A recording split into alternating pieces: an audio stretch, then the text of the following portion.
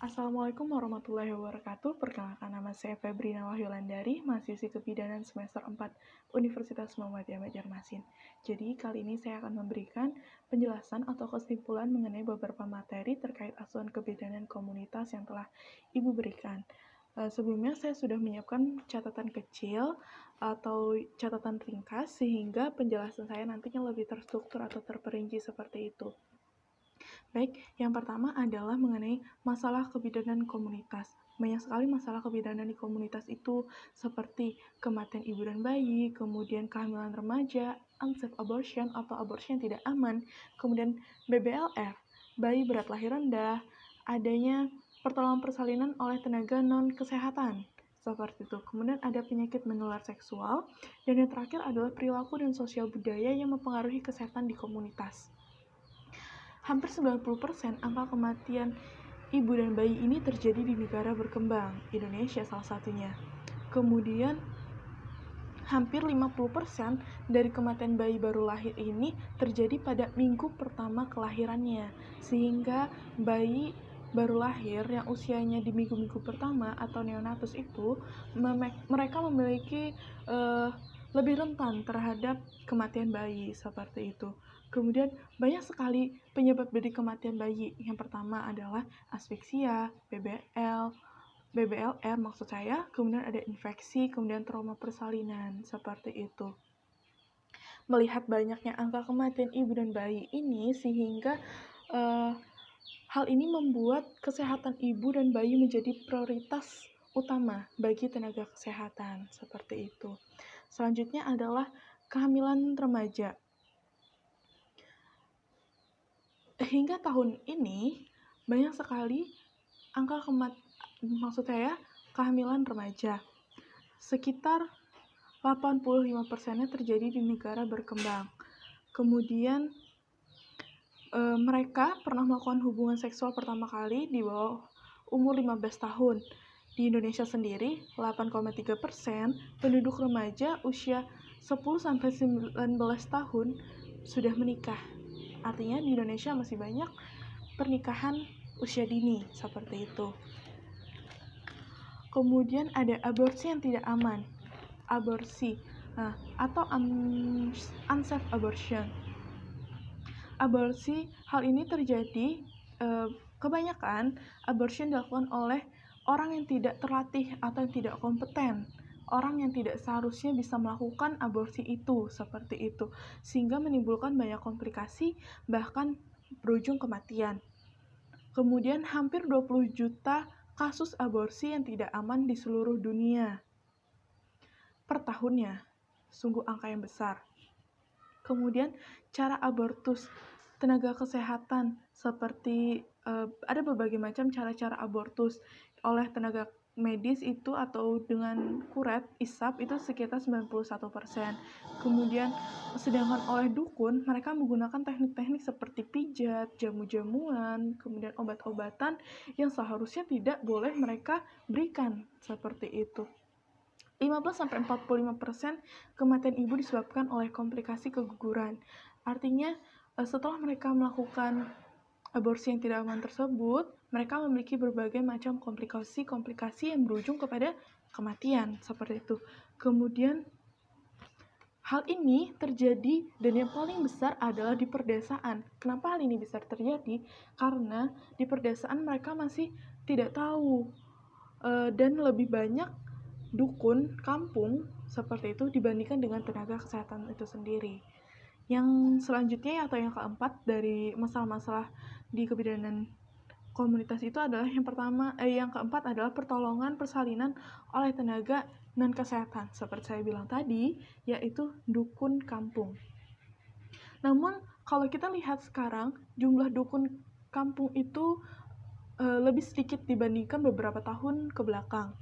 Hampir 30% ini terjadi di Indonesia. Kemudian seperti saya bilang sebelumnya, banyak terjadi di daerah perdesaan sekitar 70-80%. Ini dilakukan di rumah. Seharusnya sejak dikeluarkannya undang-undang bahwa tidak boleh lagi melakukan pertolongan persalinan di rumah, yaitu harus di fasilitas kesehatan maksudnya, tapi masih banyak saja yang mereka melakukan pertolongan persalinan itu di rumah, seperti itu. Dukun bayi yang tidak terlatih, walaupun masih ada beberapa daerah atau kota, kalau kota sih mungkin jarang ya, di beberapa daerah yang masih ada dukun kampung. Namun, dukun kampung ini sudah diberikan pelatihan seperti itu, seperti penggunaan alat-alat persalinan yang harus steril, seperti itu. Mereka sudah diberikan pelatihan maksud saya. Tapi masih banyak dukun-dukun yang tidak mau melakukan pelatihan, bahkan mereka tidak tahu seperti itu. Kenapa bisa menyebabkan angka kematian ibu?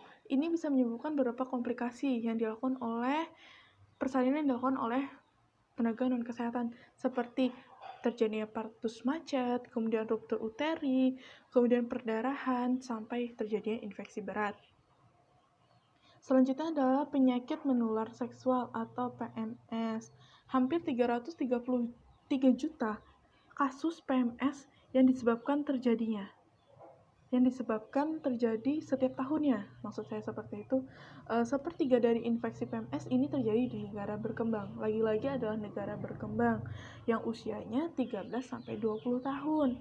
Di Indonesia sendiri, penyakit menular seksual itu yang paling banyak adalah HIV dan AIDS yang disebabkan oleh seks yang tidak aman, kemudian kurangnya informasi tentang kesehatan reproduksi, dan lain sebagainya, seperti itu. Kemudian adanya perilaku dan sosial budaya mempengaruhi kesehatan di komunitas. Banyak sekali adat-adat atau kebiasaan-kebiasaan di masyarakat yang menyebabkan ini sangat berpengaruh seperti itu. Yang pertama adalah di sini maksud saya perilaku dan sosial budaya yang mempengaruhi kesehatan itu ada yang menguntungkan dan ada juga yang merugikan. Kalau yang menguntungkan, misalnya kita ambil contoh adalah mandi 7 bulan. Nah, hal ini tidak berpengaruh terhadap kesehatan ibunya seperti itu. Justru ini memberikan seperti semangat atau dukungan dari keluarga dan orang-orang sekitar. Artinya dia didukung ketika hamil, diberikan support seperti itu dengan mandi 7 bulan. Kemudian obat-obatan tradisional yang digunakan, sehingga ketika ibu hamil nih, misalnya diberikan obat-obatan tradisional di sini adalah meminimalisirkan penggunaan obat-obatan kimia seperti itu. Kemudian kalau yang merugikan seperti apa? Kita ambil contoh. Kalau di Banjarmasin sendiri dan beberapa daerah-daerah khususnya di Kalimantan, mereka masih membudayakan adalah tidak boleh makan ikan ketika masa nifas. Mereka hanya makan ikan asin atau ikan kering. Tidak boleh makan makanan ikan, daging, telur yang kata mereka itu bisa menyebabkan nantinya darahnya menjadi amis lah, kemudian lambatnya kering, luka jahitannya atau sebagainya.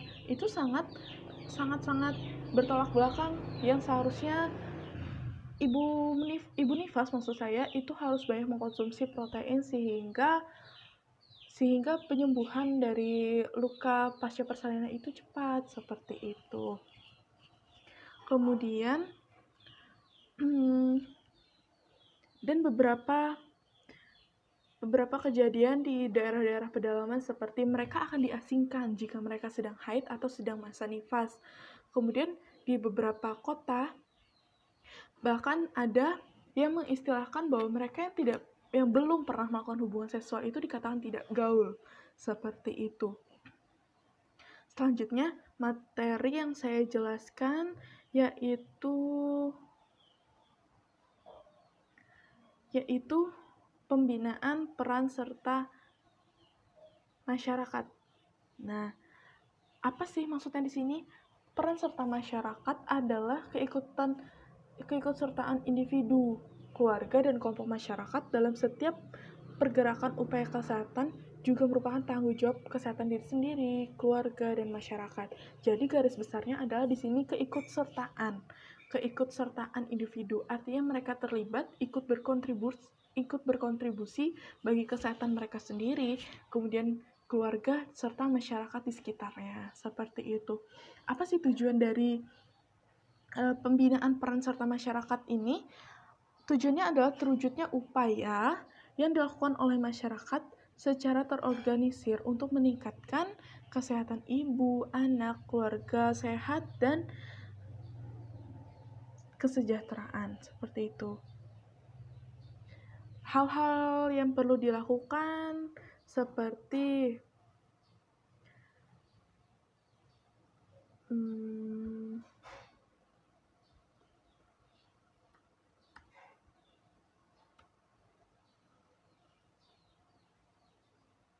pembinaan peran serta masyarakat, pendataan sasaran seperti jumlah penduduk setempat, kemudian berapa sih jumlah kepala keluarga, penduduk dengan jenis kelamin laki-laki, penduduk dengan jenis kelamin perempuan, kemudian jumlah ibu hamil, jumlah bayi di bawah usia 1 tahun, jumlah balita, kemudian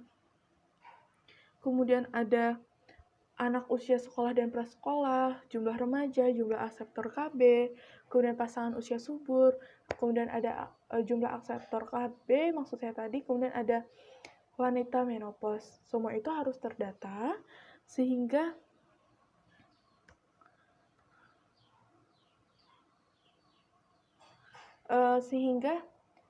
agar sasaran kebidanan komunitas mau menerima pelayanan KIA, maka melalui peran serta masyarakat atau seperti kader-kader kesehatan dan dukun bayi dapat memberikan informasi agar sasaran tersebut dapat langsung kontak dengan tenaga kesehatan.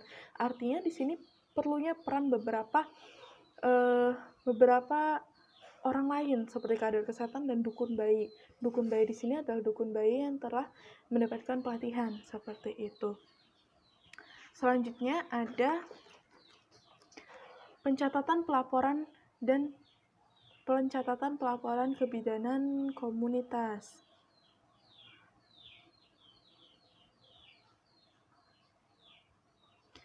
Pencatatan dan pelaporan ini harus sesuai dengan Permenkes 900/Menkes/6 tahun 2002. Oh, mohon maaf.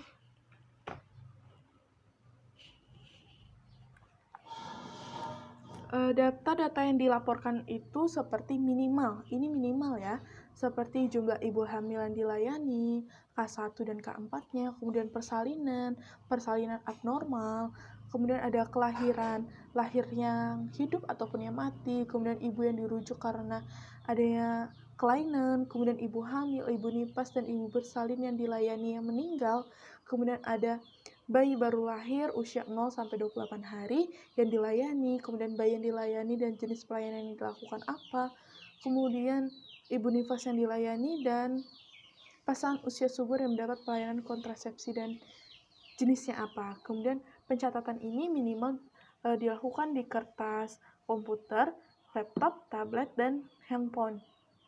Bentuknya bisa berupa tulisan, grafik, gambar, ataupun suara. Itu termasuk ke dalam proses pencatatan.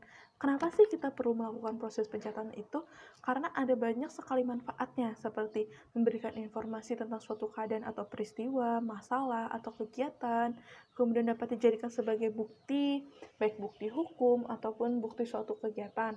Kemudian dapat dijadikan sebagai bahan pembelajaran, kemudian bahan penelitian, kemudian pencatatan ini dapat dijadikan sebagai bahan pertanggungjawaban, seperti itu.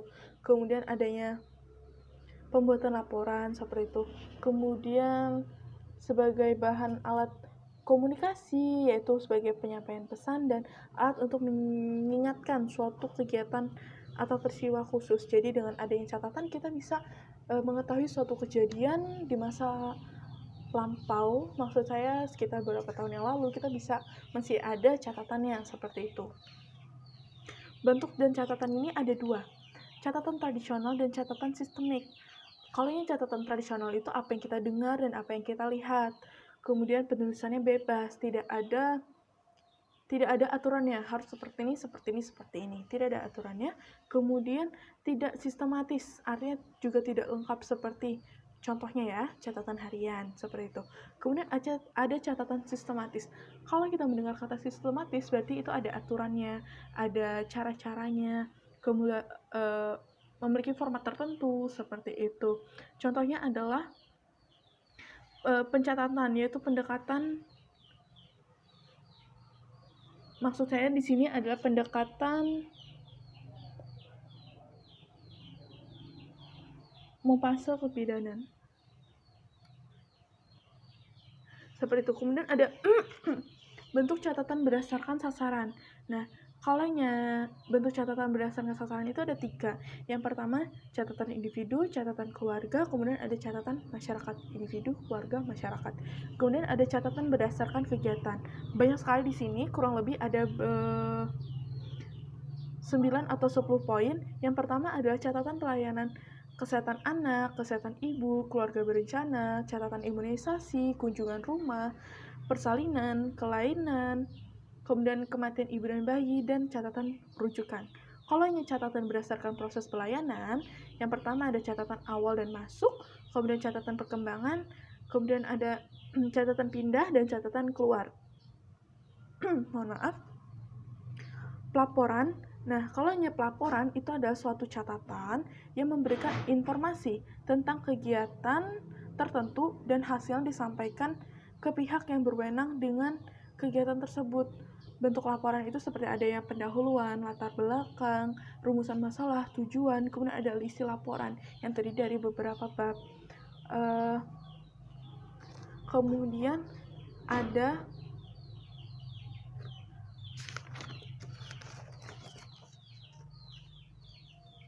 pemantauan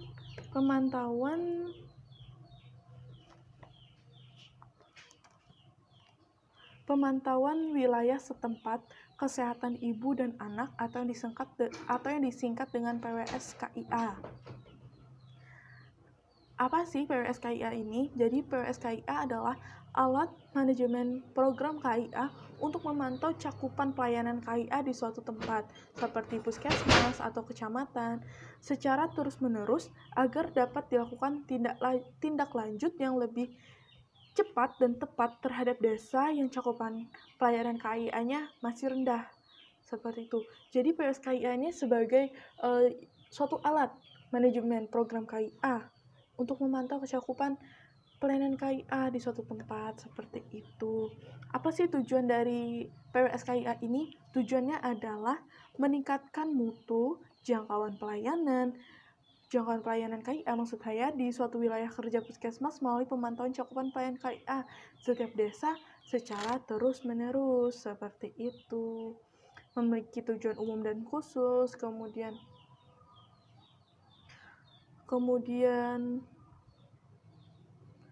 memiliki banyak sasaran, kemudian seperti sasarannya ibu hamil, kemudian cakupan pertolongan persalinan, seperti itu.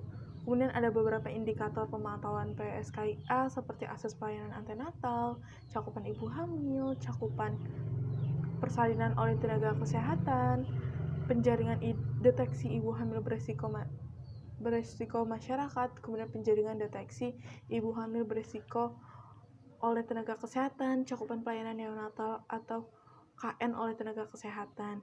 Kemudian ada beberapa jenis data seperti data sasaran, data pelayanan, kemudian data pelayanan pada umumnya itu, kemudian ada proses penerapan PWS-KIA.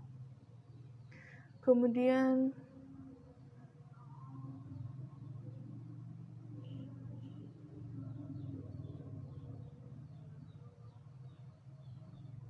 mohon maaf ya Ibu ya, kalau Wulan sendiri kurang paham betul mengenai PWS-KIA ini.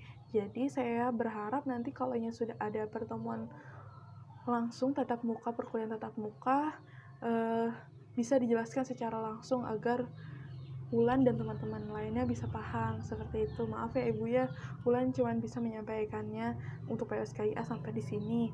Karena seperti yang ada rumus-rumusnya ini, Wulan kurang paham Ibu. Dan yang terakhir yang ingin Wulan jelaskan yaitu adalah langkah-langkah pendekatan edukatif. Seperti pendekatan pada tokoh masyarakat, pendekatan pada provider, kemudian pengumpulan data primer dan sekunder. Kalau pendekatan pada tokoh masyarakat itu ada yang non formal, ada yang formal, ada tatapan muka langsung, kemudian kunjungan rumah untuk menjalin hubungan sosial yang baik dengan cara kita menghadiri upacara keagamaan seperti itu. Kalau pendekatan kepada provider itu diadakan pada waktu pertemuan tingkat kecamatan, tingkat desa, atau kelurahan, tingkat dusun dan lingkungan.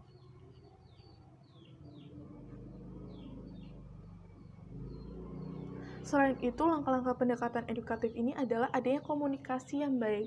Segala sesuatu itu harus dibarengi dengan komunikasi yang baik. Bagaimana cara kita menyampaikan, memberikan informasi kepada masyarakat yang bentuknya dua arah, dan yang sering dilakukan seperti itu. Beberapa yang perlu diperhatikan oleh bidan dalam berkomunikasi itu jangan terlalu banyak bicara, jangan menyela pembicaraan, kemudian jangan meneruskan kalimat mereka atau mengantisipasi apa yang sedang mereka ucapkan. Tanyakan apabila mereka kurang jelas, kemudian lebih baik dengan cara bertatap muka langsung, itu akan lebih baik dan efisien seperti itu. Kemudian